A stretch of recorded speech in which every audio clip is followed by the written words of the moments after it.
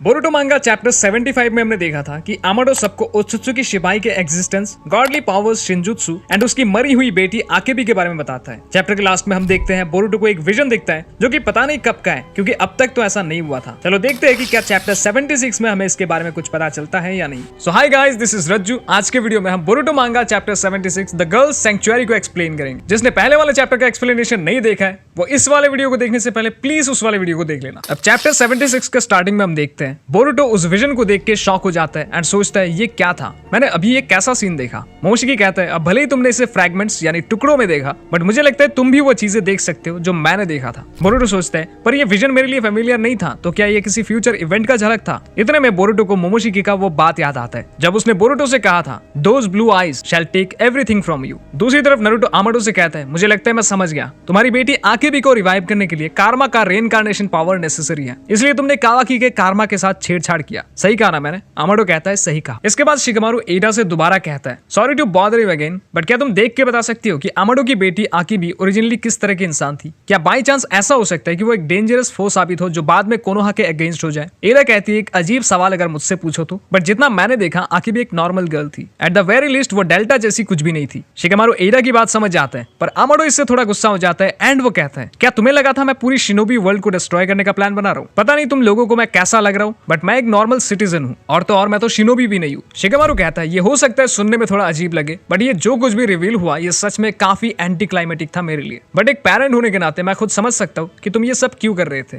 Naruto कहता है जो भी हो अब ये आमाडो एंड कावाकी के बीच का प्राइवेट मैटर है, एंड क्योंकि इसमें विलेज को कोई खतरा नहीं है सो मैं इसमें इंटरफेयर नहीं करूंगा। पर आमाडो तुमने ये चीज पहले क्यों नहीं बताया था? आमाडो कहता है क्योंकि इससे तुम लोगों का कोई लेना देना नहीं था, और वैसे अगर मैंने बताया भी होता तो भी तुम लोग मेरे क्या ही मदद कर पाते। मैं बस चीजों को केयरफुली हैंडल करना चाहता था, स्पेशली क्योंकि कावाकी कारमा हेट करता था। कावाकी कहता है मैं कारमा से नफरत करता था, ये बिल्कुल सच है। मैं हमेशा इससे छुटकारा पाने के बारे में सोचता था क्योंकि मुझे लग रहा था यही वो मेन वजह है जिससे मेरी लाइफ झंड हुई थी, बट मैं गलत था। असली वजह तो वो डैम ओत्सुत्सुकी थे जिन्होंने मेरे बॉडी में ये कारमा इम्प्लांट किया था। अगर वो ऐसा नहीं करते तो शायद आज मैं इन क्रेजी एबिलिटीज वाले मॉन्स्टर्स का पंचिंग बैग नहीं होता। और ये बात बोलते हुए वो डेमन की तरफ देखता है जिससे डेमन थोड़ा गुस्सा होता है। इसके बाद कावाकी कहता है अगर ये सब नहीं होता तो शायद आज लॉर्ड सेवन का लाइफ थ्रेटन नहीं होता। इसके बाद कावाकी आमाडो से पूछता है मुझे एक बात बताओ आमाडो, तुम ये जिस अपने बेटी को मेरे कारमा से रेजरेक्ट करने का प्लान कर रहे हो, तुम श्योर हो ना बाद में जाके ये कोई नई ओत्सुत्सुकी नहीं होगी? अब इस मोड तक कावाकी काफी हद तक केयरफुल हो गया था क्योंकि वो नहीं चाहता था उसके एक्शंस की वजह से कोनोहा एंड नारुतो खतरे में आ जाए। आमाडो कहता है अगर सच कहूं तो मुझे इसके बारे में जरा भी आइडिया नहीं है क्योंकि पहले कभी किसी ने ऐसा नहीं किया है, पर मैं इतना जानता हूं कि ये मेरा लास्ट ऑप्शन है। अब यहाँ तक हर कोई आमाडो से सिंपैथाइज कर रहा था। फिर एडा कहती है शिखर डियर मैं टायर्ड हूँ, क्या आज के लिए इतना काफी है? नारुतो कहता है वेल एडा और बाकी सब आज ही कोनोहा आए हैं। शिकमारू कहता है गुड पॉइंट, सॉरी हमने तुम्हारे बारे में ना सोचकर अपने प्रायोरिटीज को ऊपर रखा। एडा कहती है कोई बात नहीं, हमें जल्दी अडाप्ट होना पड़ेगा अपनी न्यू लाइफ के साथ, चलो कल बात करते हैं फिर से। इसके बाद हम देखते हैं बोरुटो अपने रूम में रेस्ट रहा होता है जहां उसे मोमोशिकी का वो प्रोफेसी याद आ रहा होता है। एडा एंड डेमन भी बेड में सोया हुआ होता है एंड कावाकी अपने बेड में बैठकर कुछ सोच रहा है। इसके बाद जब डिनर का टाइम होता है तब सभी डिनर के लिए आते हैं एंड डिनर करते हुए बोरुटो एडा से पूछता है ये सवाल शायद थोड़ा ऑकवर्ड लग सकता है, बट अगर तुम किसी ओत्सुत्सुकी को ही डेट करना चाहती हो तो मैं भी तो एक पोटेंशियल मैच हूं ना, तो तुमने इस लाउजी ग्राउस कावाकी को क्यों चुना? डेमन मजाक उड़ाते हुए बोरुटो से कहता है कभी आईने में खुद की शक्ल देखी भी है या नहीं? बोरुटो कहता है मैंने तुमसे नहीं पूछा। एडा कहती है देखो तुम भी बहुत अच्छे हो, पर तुम सिर्फ 12 साल के हो और मैं ऑलरेडी 16 की हूँ। बोरुटो कहता है क्या सिर्फ इतना ही? मुझे तो लगा था प्यार में उम्र मायने नहीं रखता है। डेमन कहता है देखा इसीलिए मैंने कहा था तुम्हारी लुक्स की वजह से। बोरुटो काफी गुस्सा हो जाता है। इसके बाद कावाकी एडा से पूछता है तुम रिसेंटली कोड के साथ पार्टनरशिप में थे है ना, तुम उसका इस्तेमाल कर रहे थे मेरे करीब आने के लिए। वो मुझसे हद से ज्यादा नफरत करता था, प्लस में 10 टेल का सैक्रिफाइस था, पर इसके बाद भी सिर्फ तुम्हारी वजह से उसने कहा वो मेरे पीछे नहीं आएगा। तुमने मेरे बदले बोरुटो को ट्रेड किया था कोड के साथ क्योंकि इसके अलावा कोई और वजह हो ही नहीं सकता तुम्हारे और कोड के साथ में काम करने का। सही कहा ना मैंने एडा? एडा मन में बहुत ज्यादा खुश हो जाती है क्योंकि कावाकी ने उसे उसके नाम से बुलाया है। कावाकी कहता है तुम्हारा चेहरा बता रहा है मैं सही हूँ। डेमन कहता है वाओ कावाकी तुम्हारे सर पर भेजा भी है, भले ही तुम कितने ही गंदे क्यों ना दिखते हो। बोरुटो ये सब सुन के गुस्सा हो जाता है और कहता है अच्छा तो इसीलिए तुम्हें फर्क नहीं पड़ता क्योंकि मैं तो बस एक 10 टेल सैक्रिफाइस हूँ। कावाकी कहता है जैसा कि मैंने सोचा था, आज तक जिन्हें भी मुझसे कुछ चाहिए था वो सब घटिया इंसानी थे। डेमन थोड़ा गुस्सा हो जाता है इससे एंड कहता है हे क्या तुम चाहते हो कि तुमने अभी अभी जो खाया है वो बाहर आ जाए? बोरुटो कहता है दोनों चुप हो जाओ, मुझे लगता है मेरे पास गुस्सा होने का सबसे ज्यादा राइट है। तीनों की बातें सुनकर एडा गुस्सा हो जाती है एंड कहती है यहाँ कोई भी लड़की नहीं है, मैं अपने आप को प्रॉपर्ली एक्सप्रेस नहीं कर पा रही हूँ। कावाकी और बोरुटो थोड़ा शॉक हो जाता है। एडा कहती है साराडा अभी आसपास ही है ना, उसे यहाँ बुलाओ, साथ में काकेई को भी। बोरुटो कहता है काकेई वो कौन है? एडा कहती है काकेई सुमिरे, उन्हें अभी यहाँ बुलाओ। दूसरी तरफ हम देखते हैं ये सभी बातें ऑलरेडी उन्होंने सुन लिया है। एंड साराडा कहती है तो शायद मुझे अब चलना चाहिए। मित्सुकी कहता है ये थोड़ा अजीब है, शायद मुझे भी चलना चाहिए। कोनोहामारू मित्सुकी से कहते हैं क्या तुम भी मेरे जैसे एडा की एबिलिटी से इफेक्ट नहीं हुए थे? तुम मेरे साथ यही रुको। सुमिरे अब तक डॉक्टर कटास्के के लैब में पहुंच चुकी थी, पर जैसे ही वो सुनती है कि एडा ने उसे बुलाया है तो वो पूछती है एडा ने मुझे बुलाया है, पर क्यों? डॉक्टर कटास्के कहते हैं मुझे नहीं पता, पर उसने स्पेसिफिकली तुम्हारा नाम लिया है। बोरुटो माइंड ट्रांसमिशन से पूछता है क्या तुम ये कर सकती हो क्लास रेप? सुमिरे कहती है मैं अपना बेस्ट दूंगी। इसके बाद जैसे ही सुमिरे वहां से जाने लगती है, डेल्टा कहती है मैं तुम्हें अकेले जाने नहीं दे सकती, मैं भी चलती हूँ। सुमिरे कहती है नहीं, तुम यही रुको, अगर तुम मेरे साथ आने की जिद करोगे तो मैं तुम्हें फिर से शट डाउन कर दूंगी। दूसरी तरफ हम देखते हैं शिकाडाई कहता है साराडा मैं भी तुम लोगों के साथ आ रहा हूँ, क्योंकि मैं एडा की चार्म एबिलिटी से इफेक्ट नहीं हुआ था, इसलिए मेरे डैड ने मुझे परमिशन दे दिया है। साराडा कहती है शुक्रिया। इसके कुछ टाइम बाद हम देखते हैं साराडा, सुमिरे एंड शिकाडाई एडा के वहां आ जाते हैं। वहां पहुंचते ही शिकाडाई इस बार एडा की चार्म एबिलिटी से इफेक्ट हो जाता है। एडा समझ जाती है शिकाडाई कुछ ज्यादा ही इफेक्ट हो रहा है, इसलिए वो उससे कहती है आई एम सॉरी शिकाडाई, मुझे तुमसे मिलकर काफी अच्छा लगा, बट क्या तुम वापस घर जा सकते हो? देखो बेचारे के साथ काफी ज्यादा नाइंसाफी हुआ है, बट क्या कर सकते हैं। एनीवेज शिकाडाई फिर कहता है हाँ बिल्कुल क्यों नहीं, वैसे भी मेरा यहाँ रुकने का कोई इरादा नहीं था। बोरुटो थोड़ा अनोई होकर पूछता है तो तुम यहाँ आए क्यों थे? साराडा मन में सोचती है ये क्या था, क्या कल उसने एडा को सही से नहीं देखा था इसलिए वो उसकी चार्म एबिलिटी से इफेक्ट नहीं हुआ था? दिस इज बैड, अगर ऐसा ही चलता रहा तो क्लास रेप और मैं भी इफेक्ट हो जाऊंगी। जाते हुए शिकाडाई साराडा से कहता है sorry Sarada and good luck. एडा साराडा एंड सुमिरे दोनों को आने के लिए शुक्रिया कहती है। साराडा माइंड ट्रांसमिशन से सुमिरे को बताती है कि जितना हो सके एडा की आंखों में देखने से बचना। एडा दोनों से कहती है क्या तुम लोग मेरे साथ आओगी? कहीं ऐसी जगह बात करते हैं जहाँ बॉयज ना हो। इतना कह के वो लोग वहां से एक दूसरे रूम में चली जाती है। उनके जाने के बाद बोरुटो पूछता है क्या वो सब ठीक होंगी? कावाकी कहता है एडा अगर कुछ भी ट्राई करती है तो हम उसे देख लेंगे, इसी वजह से तो हम यहाँ है। डेमन कहता है ये मेरा लाइन है, तुम लोग सिचुएशन को समझ रहे हो राइट? बोरुटो कहता है तुम दोनों लड़ना बंद करो, मुझे नहीं लगता एडा चाहती है कि हम लोग आपस में फाइट करें। दूसरी तरफ हम देखते हैं एडा सुमिरे एंड साराडा को बता रही है कि कावाकी जब भी उसके सामने होता है तो वो अजीब तरह से बिहेव करने लगती है, उसकी बॉडी फ्रीज हो जाती है एंड कावाकी के स्ट्रेट आंखों में भी नहीं देख पाती है वो, पर उसका रिएक्शन मुझे काफी अच्छा लगता है। दुनिया में कोई और ऐसा नहीं है जिसके लिए मैं ऐसा फील करूं।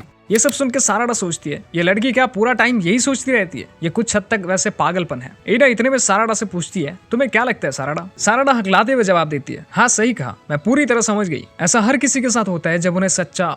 इतना कहकर ही वो चुप हो जाती है एंड एडा को देखकर सोचती है क्या ही इनक्रेडिबल फोर्स है, मतलब रूम का स्पिरिचुअल प्रेशर कुछ ज्यादा ही हो गया है एडा के आने से। सुमिरे एडा से पूछती है क्या मैं तुम्हें एडा बुला सकती हूँ? एडा कहती है हाँ बिल्कुल सुमिरे, मुझे काफी खुशी होगी। इसके बाद सुमिरे कहती है शुक्रिया, पर क्या तुम बता सकती हो तुम्हें कावाकी में क्या पसंद है? एडा थोड़ा सोचते हुए कहती है वो एक ओत्सुत्सुकी है, यानी वो मेरी एबिलिटी से इफेक्ट नहीं होगी, ये तो प्राइमरी चीज है, पर इसके अलावा मुझे नहीं पता मैं उसे क्यों पसंद करती हूँ। इतने में सुमिरे साराडा से माइंड ट्रांसमिशन की हेल्प से कहती है साराडा मेरी बात शांत होकर सुनो, कोई रिएक्शन मत देना, ये बस एक हंच है, बट क्या तुम भी एडा की एबिलिटी से इफेक्ट नहीं हुई हो? साराडा मन में सोचती है मैंने ये पहले नोटिस नहीं किया था, पर शायद हाँ मैं एडा की एबिलिटी से इफेक्टेड नहीं हूँ। सुमिरे कहती है पता नहीं क्यों, पर लगता है किसी वजह से मैं भी उसकी एबिलिटी से इफेक्ट नहीं हुई हूँ। साराडा कहती है पर क्यों, सिर्फ हम ही दोनों क्यों? सुमिरे कहती है शांत हो जाओ, अगर एडा को पता चल गया तो शायद ये अच्छा नहीं होगा। इतने में एडा साराडा से पूछती है तुम्हें क्या लगता है साराडा? साराडा कहती है हाँ क्या मतलब तुम्हारा? एडा कहती है बोरुटो के बारे में तुम्हारा क्या ख्याल है? सुमिरे साराडा को माइंड ट्रांसमिशन से बताती है ऐसी एक्टिंग करो जैसे तुम एडा की एबिलिटी से इफेक्ट हो चुकी हो। साराडा ये सुनने के बाद पूछती है पर क्यों? सुमिरे बताती है जरा सोच के देखो, जो कोई भी एडा की चार्म एबिलिटी से इफेक्ट होती है वो कभी भी एडा को अटैक करने के बारे में सोच ही नहीं सकते, पर हम चाहे तो ऐसा कर सकते हैं। इन शॉर्ट अगर एडा को पता चल गया तो वो हमारे सामने केयरफुल रहेगी। इतने में एडा फिर साराडा से पूछती है साराडा क्या तुम ठीक हो? साराडा कहती है हाँ मैं बिल्कुल ठीक हूँ, बस मेरी हार्ट थोड़ी जोरों से धड़क रही है। एडा निराश होकर कहती है मैं इस कर्स्ड एबिलिटी से नफरत करती हूँ, इसकी वजह से मैं एक ऑर्डिनरी बॉयफ्रेंड नहीं बना सकती,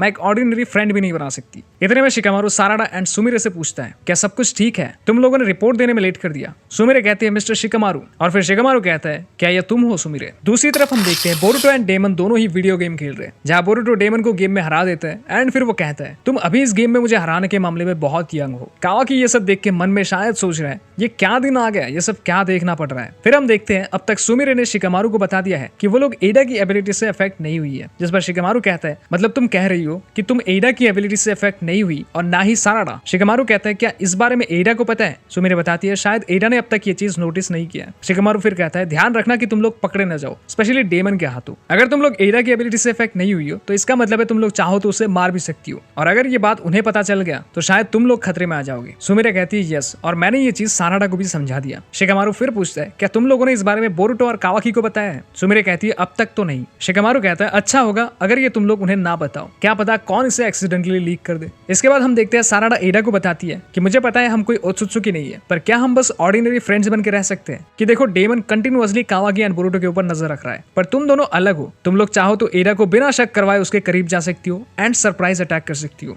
डेमन के मामले को अगर हम अभी के लिए साइड भी कर दे तो इन फ्यूचर कोई तो ऐसा होना ही चाहिए जो एडा को टेक डाउन कर पाए, और मुझे लगता है वो तुम ही दोनों हो। दूसरी तरफ हम देखते हैं मोमोशी की सोच रहा है हाँ अब मैं एडा की चार्म एबिलिटी को समझा। इतना सुनते ही बोरुटो कहता है फिर से तुम क्या कह रहे थे अभी तुम? मोमोशी की कहता है ज्यादा मत सोचो, हमारे थॉट्स बस फिर से एक बार क्रॉस हुआ है, ऐसा सोचो कि मैं बस अपने आप से बात कर रहा था। बोरुटो कहता है ये तो डिटेल्स पे डिपेंड करेगा, तुमने अभी उसकी चार्म एबिलिटी के बारे में क्या कहा? मोमोशी की कुछ ना कहते हुए चुप हो जाता है एंड बोरुटो फिर गुस्सा होकर कहता है अब तुम सोचना ही बंद कर दोगे है ना, पर मैं ऐसा नहीं होने दूंगा। और ये बात बोरुटो थोड़ा जोर से बोल देता है जिससे कावाकी उसे सुन लेता है। कावाकी कहता है हे बोरुटो किससे बात कर रहे हो तुम? बोरुटो कावाकी की बात सुनकर पैनिक हो जाता है एंड कावाकी समझ जाता है कि वो मोमोशिकी से बात कर रहा था। कावाकी कहता है तुम यही हो ना, छुपना बंद करो और बाहर आओ मोमोशिकी ओत्सुत्सुकी। और इसी के साथ ये चैप्टर यहीं पे खत्म हो जाता है। अब यार चैप्टर 77 से हमें बहुत कुछ इंटरेस्टिंग देखने को मिलेगा। उसी चैप्टर में नारुतो एंड हिनाटा दूसरे डायमेंशन में सील होने वाले। अब वो वीडियो जल्दी आए उसके लिए तुम इस वीडियो को लाइक एंड चैनल को सब्सक्राइब कर लेना। मैं मिलता हूँ इसके नेक्स्ट चैप्टर में, तब तक के लिए बाय।